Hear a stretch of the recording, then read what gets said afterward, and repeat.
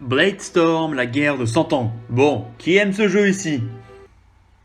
Qui connaît ce jeu ici? Ok, et qui trouve que je suis beau? C'est bien ce que je pensais, tout le monde dort ici. Bladestorm, la guerre de 100 ans, c'est sorti en 2007 sur PS3 et 360, c'est développé par Omega Force et édité par Koei. Dans ce jeu, nous dirigeons un mercenaire façonné comme bon nous le semble, et j'aurais pu vous sortir quelque chose de rigolo, mais j'aime trop me mettre en avant et m'afficher comme un héros. Le personnage principal aura donc ma gueule. Voilà. Une fois le personnage créé, nous sommes lancés dans un champ de bataille pour nous apprendre les rudiments de la guerre de 100 ans. On peut ici prendre le commandement d'une troupe, effectuer des attaques basiques avec R1 et 3 actions spéciales avec les boutons carré, triangle et rond. Ces actions ne peuvent pas être utilisées de manière abusive, il faudra donc attendre plusieurs secondes avant de pouvoir en faire usage à nouveau, et donc à utiliser à bon escient. Une fois le tuto fini, nous nous lançons dans la conquête de la gloire, du titre du mercenaire le plus renommé et le plus riche de tous les temps. Pour cela, nous pourrons donc accepter des missions pour le bien des Anglais, ainsi que pour le bien des Français. Bien évidemment, vous me connaissez, en tant que grand patriote, je privilégie de France. Et oui, rien de plus beau que de revivre cette bataille épique de 1356-1357, la victoire sacrée au cours de la bataille de Rennes, avec parmi les hommes forts, cet homme,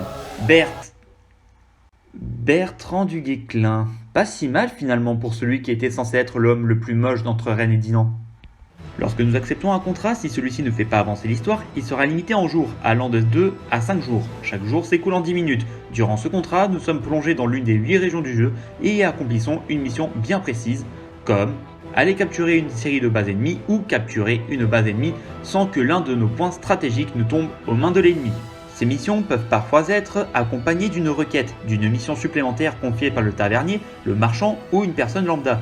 Il peut s'agir d'éliminer une personne en particulier, de finir le contrat avec le plus de points possible, points au passage que l'on obtient en tuant des ennemis, capturant des bases ou encore en capturant une ville en particulier dans un délai imparti.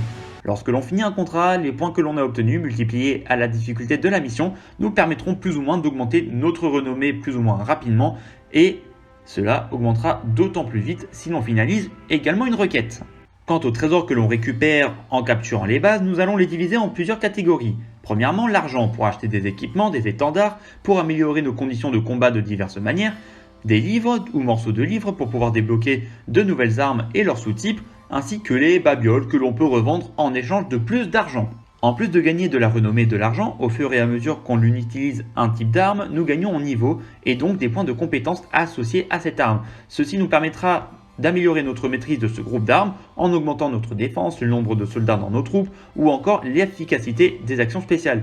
Il faudra bien upgrader tous les groupes d'armes pour être expert dans tous les domaines et je vous souhaite bien du courage pour cela. Les 17 armes, regroupant au total environ 90 sous-types, ne sont pas toutes évidentes à trouver et certaines ne sont débloquables que sous certaines conditions dont on ne peut trouver la réponse que sur internet. Mais au final, qu'est-ce qu'on peut reprocher à ce jeu si fourni en matière de gameplay? Au final, on peut tout de même reprocher plusieurs choses à ce jeu, outre sa répétitivité dans son système de combat. Déjà la technique, je sais que la PS3 est maintenant une console rétro et que la plupart n'étaient pas nés quand ce jeu est sorti, mais la même année nous avions Formula One Championship Edition, MotorStorm, Oblivion, Crash Bandicoot, Uncharted et encore Mass Effect, on avait même Sonic 2006, bref ce jeu est moche. Deuxième défaut, il y a un côté hasard beaucoup trop présent dans ce jeu. Il m'est déjà arrivé de voguer plusieurs heures sans rien d'intéressant à trouver avant de trouver un objet utile justement et en recommençant ma partie, d'obtenir ce même objet beaucoup plus rapidement sans raison particulière et vice versa. Troisièmement, le détail qui me chagrine le plus personnellement. Bladestorm est le jeu qui aura suscité en moi un intérêt pour l'histoire de France, son passé, ses batailles, ses gloires et ses conquêtes. C'est après ce jeu que je me suis plongé, alors que je venais à peine d'intégrer le collège, dans des bouquins de 700 pages comptant les événements de la guerre de 100 ans et les événements de la guerre de 100 ans. Je sais bien que Bladestorm n'a pas pour vocation d'être réaliste, mais voir dans la même timeline Édouard le Prince Noir et Jeanne d'Arc alors que plus de 50 ans séparent la mort de l'un de la naissance de l'autre, bref. Et puis surtout, où est Saint-Malo? Me faites pas croire que Saint-Malo avait un rôle dérisoire durant la guerre de 100 ans, si? Ah ça par contre, mettre des villes inutiles du genre Bru? Oui, je vous aime pas. Blague à part, le jeu reste très intéressant à faire pour les nouveaux souhaitant s'initier de manière ludique, même si incomplète, à l'histoire de France. L'ambiance sonore de qualité et le côté stratégie seront de sérieux atouts pour Bladestorm et une trentaine d'heures seront nécessaires pour en venir à bout, du moins en ligne droite, et débloquer le contenu next game sympathique, même si dispensable. 20 sur 20. Quoi 20 sur 20? Je vous en pose des questions moi? Bah non, moi je vous pose pas de questions. Je vous donne simplement des ordres. Allez, abonnez-vous!